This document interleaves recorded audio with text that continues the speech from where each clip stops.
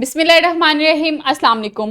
I hope all of you are fine. I'm your teacher Amna Ahmad and I welcome to all of you in my class. My dear students, as you know we are reading about chapter 5 that is periodic table. आज हम इस chapter का whole review करने वाले हैं कि इस chapter में हमने क्या क्या सीखा. So let's see. First is recognize periodic table as a way of classifying the elements in groups and periods.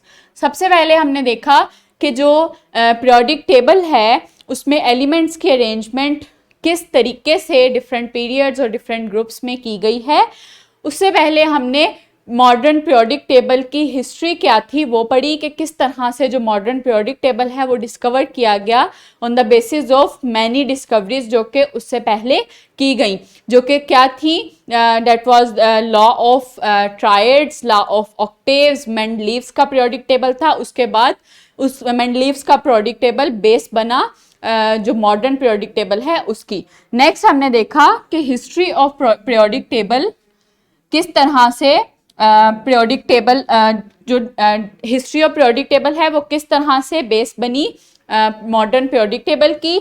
सो जो हिस्ट्री थी that was law of triads, जिसमें एलिमेंट्स को तीन तीन सेट्स में सेट किया गया था और कहा गया था कि जो फर्स्ट एलिमेंट है और जो थर्ड एलिमेंट है जब उनका मीन निकाला जाए उनको ऐड करके 2 पे डिवाइड किया गया जाए तो जो अमाउंट आती है वो क्या होती है, वो atomic mass of second element होती है. तो इस तरह से लॉ ऑफ ट्रायड्स में 3 एलिमेंट्स के सेट्स बनाए गए. नेक्स्ट जो था that was law of octaves, उसमें 7 ग्रुप्स बनाए गए थे एलिमेंट्स के और 56 एलिमेंट्स उनको ऑक्टेव म्यूजिक के रूल पे उनको सेट किया गया था, अरेंज किया गया था with the increasing number of atomic message. और कहा गया था कि जो एवरी 8 एलिमेंट है वो सिमिलर होता है अपनी प्रॉपर्टीज में विद द फर्स्ट एलिमेंट.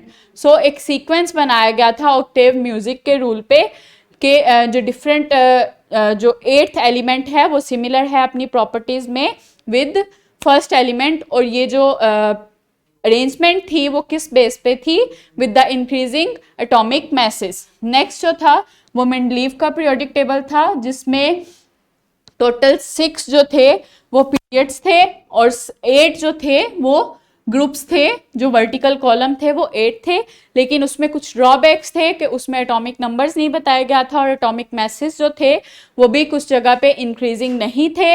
इसके अलावा जो नए आने वाले जो नए डिस्कवर होने वाले एलिमेंट्स थे उनकी पीरियोडिक टेबल में जगह नहीं छोड़ी गई थी.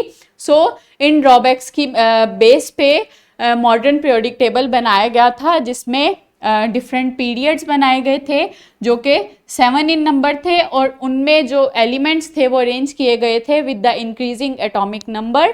इसके बाद एलिमेंट्स को वर्टिकल कॉलम में लगाया गया था और वर्टिकल कॉलम में अरेंजमेंट उनकी थी with the increasing number of shells. So इस तरह से मॉडर्न पीरियोडिक टेबल में एलिमेंट्स की अरेंजमेंट की गई थी. सो नेक्स्ट हमने क्या पढ़ा था, identify the names and locations of the first 18 elements only. उसके बाद हमने देखा था कि जो फर्स्ट 18 एलिमेंट्स हैं उनको हम किस तरह से लोकेट कर सकते हैं पीरियोडिक टेबल में. So these were first 18 elements. हमने देखा कि अगर हम उस एलिमेंट का ग्रुप नंबर और उसका पीरियड नंबर जानते हों और उसका एटॉमिक नंबर जानते हों तो हम उसको इजीली लोकेट कर सकते हैं कि वो पीरियोडिक टेबल पे कौन सी जगह पे लाई कर रहा है.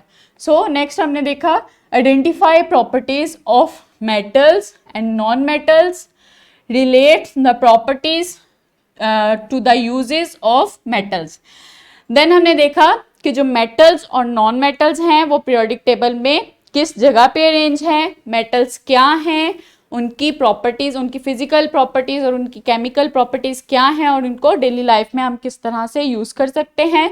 इसके बाद हमने देखा कि नॉन मेटल्स जो हैं उनकी फिजिकल प्रॉपर्टीज़ क्या हैं, उनकी केमिकल प्रॉपर्टीज़ क्या हैं और उनको हम डेली लाइफ में किस तरह से इस्तेमाल कर सकते हैं. Next is homework, make a table and right the differences between metals and non metals. Differences should be included with physical and chemical properties and uses with examples. आपने टेबल बनाना है और उस पर मेटल्स और नॉन मेटल्स की physical और chemical properties के difference लिखने हैं। लाइक मेटल्स, उनकी फिजिकल प्रॉपर्टीज, उनकी केमिकल प्रॉपर्टीज और उनकी प्रॉपर्टीज की बेस पे उनके यूजेस। फिर नेक्स्ट कॉलम में आपने physical properties of non metals and chemical properties of non metals और उनके uses on the basis of their properties. So आपने ऐसे एक टेबल बनाना है और उनको रिलेट करना है मेटल्स और नॉन मेटल्स की प्रॉपर्टीज, उनकी फिजिकल प्रॉपर्टीज और उनकी केमिकल प्रॉपर्टीज को और उनके यूजेस को। So I hope you enjoyed the whole chapter. Thank you so much. अल्लाह हाफिज।